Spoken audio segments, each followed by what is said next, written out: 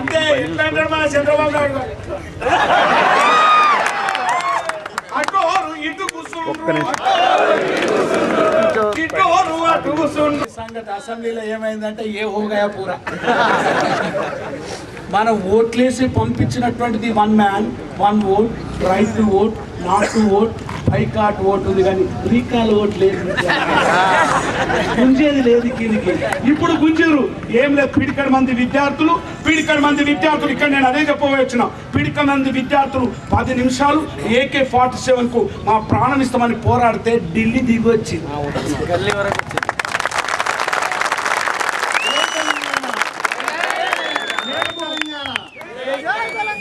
10 ఏళ్ల నుంచి పెళ్లి లలిత మొదలుకొని అనేక మంది చనిపోయినా కానీ అనేక ఉద్యమాలు చేసిన మా ప్రభాకర్ ఈయనే ఉన్నాడు. మేమంతా తిరిగి నేను కోసి కట్టుకొని ధూమ్దాం జై తెలంగాణ నై తెలంగాణ.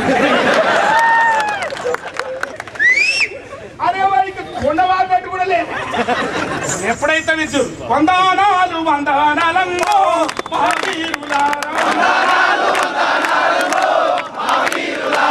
అని రోడ్డు మీదకి వచ్చేసాను. లేదా భార్య పిల్లల కోసం చచ్చిపోతే ఆత్మహత్య. ఇది నేను ఆత్మ బలిదానం అంటున్నా. ఏమంటున్నా? ఆత్మ బలిదానం చాలా విలువైంది. ఆత్మ బలిదానం ఆయన ఏమనుకున్నాడు, నేను ఎవరినైనా ఇప్పుడు చంపేయచ్చు, నేను కూడా ఒక బాంబు కట్టుకొని ఎవరి మీద పేలొచ్చు, నేను ఎవరు చేయను, నేనే చచ్చిపోతా అని ఒక నిర్మాణం ఇచ్చారు. ఇది ఇలాంటి చేంజెస్ వచ్చినాయి. ఇలాంటి చేంజెస్ వస్తే అసెంబ్లీలో వీళ్ళు చెప్పినట్టు మొట్టమొదటి అసెంబ్లీలో చర్చ పెట్టాలని వాళ్ళందరూ మొత్తం అందరు పోయారు. ఒక్కసారి లగడపాటిగా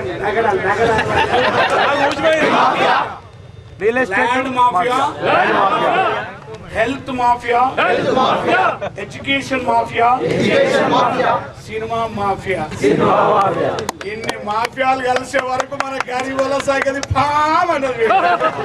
దిస్ ఈస్ ది కాన్స్పిరసీ. మొట్టమొదటి ఇచ్చిన రెండోసారి ఇచ్చినటువంటి మిత్రుడు చదివిన దాంట్లో నీకు 53 ఏళ్ల తర్వాత నువ్వు ప్రొసీజర్ చేస్తానని ఎందుకు ప్రొసీజర్ చేయలేదని మనం అడుగుతున్నాం. మళ్ళా దాని తర్వాత వచ్చినప్పుడు మళ్ళీ ఒక వ్యక్తి ఇంకా నేను కాన్సెషనల్స్ అనలే, కన్సల్ట్. ఎవరిని కన్సల్ట్ చేస్తావట?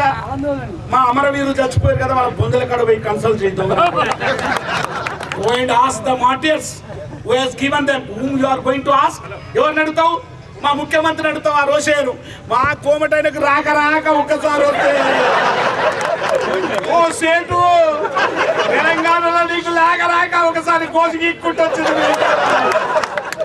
రాక కోమటోనికి ఒక్కసారి వస్తే మా రెడ్డోడు వారి కుతగెందర పెట్టి అసలు సంగతి ఆడుతుంది. వీడు ఈ రాష్ట్రాన్ని పరిపాలిస్తే కమ్మడు ఏ రెడ్డోడు అవ్వడు మాట్లాడు, నువ్వు నా కోమటోడ గీక్కుంటా కూడా అని అన్నాడు. అందు గురించి మొదటి యొక్క దాన్ని రెండో దాంట్లో తిప్పి ఇప్పుడు మళ్ళీ మనల్ని రోడ్డు మీద తీసుకున్నారు. నేను మా కన్సల్టేషన్ కాదు, మీలో మీ స్టేట్మెంట్ లో నిజాయితీ లేదని చెప్తున్నాను. మేము అందుకే ఈ రోడ్డు మీదకి వచ్చినామని చెప్తున్నాం. ఇంతమంది చదువుకున్న వాళ్ళు, ఇంతమంది జ్ఞానవంతులు, ఒకవేళ మోసం లేకపోతే మీరు టైం ప్రకారంగా చేయాలని చెప్తున్నామని మనం అందరం ఈ రోజు రోడ్డు మీదకి వచ్చాం. మరి ఎట్లా కావాలి? డీసెంట్రలైజేషన్ జరగాలి. నేను ఒక పాట పాడి చాలా తవరలో పోయేది కాబట్టి పెద్దలు మాట్లాడతాం, నేను పోతారనుకున్నారు. నేను కూడా తెలిసే పోకుంటా. మాదంతా కౌలు, మన కౌలుదంతా ఎట్లుంటది? వీరా లేరా పోరాడరాను అంటాం. వీళ్ళు పోరాడడానికి పోలీసు రాగా ఇటు పోతున్నారు అనుకోండి. ఎటు పోతే రాగద్దరుగా అంటే ఉరుకుతున్నారా? 1969లో కూడా నేను కూడా అరెస్ట్ అయినా. పోరాడినది కాదు, పోలీసు వాళ్ళు వస్తుంటే ఇంజనీరింగ్ కాలేజ్ ఉరుకుతుంటే ఉరికి అడ్డం బట్టవాడు పట్టుకున్నాడు. అందుకే అన్నలారు తమ్ములారు, పల్లె అంతా నాశనం అయిపోయింది, గ్రామాలన్నీ పోయినాయి, మన పిల్లలకు ఉద్యోగం లేదు. నేను మిమ్మల్ని అడుగుతున్నా, మీరు 10th పాస్ అయినా ఓ HSC పాస్ అయినా నౌకరీ దొరికింది, మీ పిల్లలు MSc చదివి లేకుంటే ప్రపంచం అంతటా ఎక్కడ పోయిన ఉద్యోగం దొరుకుతుందా? లైఫ్ గ్యారెంటీ లేకుండా పోయింది. అందుకే ఉద్యోగం, తెలంగాణ ఉద్యమం అంటే బతుకు పోరాటం, స్ట్రగుల్ ఫర్ లైఫ్. ఏటికి ఎదురీదిన చేపల లాంటి వాళ్ళం మనం, అందుకే బతుకున్నాం. ఈ ఉద్యమంలో మీరు ఏం పాత్ర చేయాలి? What is your role? మీ నాయకత్వం ఏం చేయాలి? మన నౌకరి ఉన్నది. ఎవడో పెద్ద ఆయన ఉన్నాడు అనుకో, ఓ లేరా వీరా యుద్ధం చేయమంటే నేను రిటైర్డ్ కూడా రాని దండ పెడతాను. ఇంకోటి ఏమంటాడు నా చెల్లె పెళ్లి కుందరా అంటాడు. ఇంకోటి ఏమంటాడు అరే క్యాకదారా పోయి చిట్టేసుకున్నా నీ అమ్మ చిట్ట అయినాకి వస్తారా పోరాటం.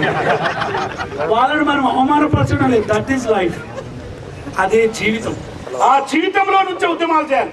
ఆ జీవితం నుంచే మీరు సంఘం పెట్టాలి, సంఘటితం కావాలి. పల్లెలు ఏమైపోయినాయి? మాదిగో నీకు ఇంట్లో పుట్టి కాళ్ళకేమో చెప్పు లేదు, బాటా కంపెనీ ప్లీజ్ కమ్. అబ్బా ఇంత మంచిది కాలు. 99 రూపీస్ 99 పైసా ఎక్స్ట్రా సేల్ టెక్స్ కట్టినా కొడుక. వాడు 5 అన్ఎంప్లాయ్ అయిపోయిందా? 99 పైసా పిండ కూడుకుండలేదు. యాడుంటది ప్లాస్టిక్ బకెట్ కుండగెట్టం.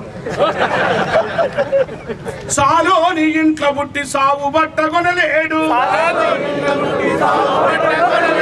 యాడుంటది రిలయన్స్ కంపెనీ మంచిది బట్ట. ఆ చందన పందన పొందన బ్రదర్స్. ఇక వీడు బట్టలు వేసుకుంటా కూకున్న సిరిసిల్ల సాలోడు ఆఖరికి ఊరేసుకొని చచ్చిపోయాడు. మంగళో ఇంట్లో పుట్టి పురుషు లేదు సబ్బు లేదు. యాడుంటో మంగళోడా? రిలయన్స్ వాడు మంగళ షాప్ పెట్టిండు. వాడికి పోవాల్సిన అవసరం లేదు. కంప్యూటర్ లో మనం ఫీడ్ చేయాలి. This is mister Gaddar. నా గడ్డం ఇంత పొడవు ఉంది. What is to bitten. వాడు ఎక్కడ నుండే కంప్యూటర్ అంతా ఈ గడ్డం కింద ఊడి పడిపోతున్నాడు.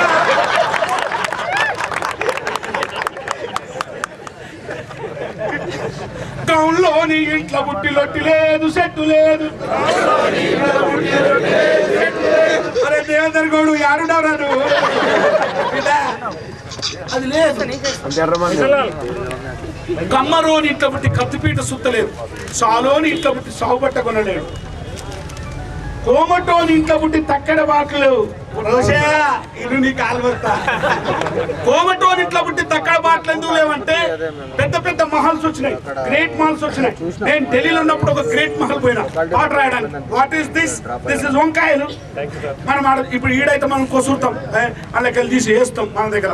ఇది వద్దు అది వద్దు అట్లా అనొద్దు. అక్కడ ప్లాస్టిక్ లో పెడతారు. What is this? వంకాయ. What is this? బెండకాయలు. ఆఖరి నేను అడిగిన what is this? Human mineral అన్నాడు. అంటే హ్యూమన్ మినరల్ అంటే మనిషి యొక్క ఎరువు. అట్లెట్లుంటుందా? ఏం లేదు. 5 స్టార్ హోటళ్ళ తోటి పోయి నీళ్ళ పెట్టినాం. అది చిన్న ఆలుగడ్డకి ఇంత కేస్తే ఇంత అవుతుంది అన్నాడు. అన్నా